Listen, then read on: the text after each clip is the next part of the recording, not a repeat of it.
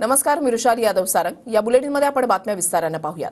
उपमुख्यमंत्री फडणवीसांनी दिल्लीमध्ये बंगला घेतलेला आहे असं संजय राऊत यांनी म्हटलंय। इथून पाय पसरले की फडणवीस दिल्लीला जाणार की काय असं राऊतांनी म्हटलेलं आहे। कशा करताना बंगले पाहिजेत? इतके मंत्री इतके मुख्यमंत्री आतापर्यंत राज्यात होऊन गेले, कोणाला स्पेशल बंगला अलाउट नाही केला। महाराष्ट्रात 2-2, 3-3 बंगले, मुख्यमंत्र्याकडे 3 बंगले, डेप्युटी सीएम कडे 2-2, 3-3 बंगले, लोकांना घरं नाहीत। दिल्लीमध्ये आणखीन एक बंगला असं तुम्ही सांगताय। काय किती लोक आहेत, कशाला, म्हणजे काय मला कळत नाही।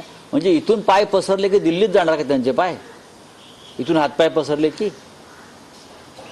कठीण आहे या भारतीय जनता पक्षाचं। फडणवीस साहेब जातील तिकडे त्यांना बंगला अलाउट होतो आहे। त्यांचं आणि बंगल्यांचं काय रहस्य आहे मला कळत नाही। महाराष्ट्रात मंत्र्यांना, कॅबिनेट मंत्र्यांना, मुख्यमंत्र्यांना एकच बंगला मिळतो। इथे त्यांनी 3-3 बंगले घेतलेत की नाहीत मला तुम्हीच सांगा।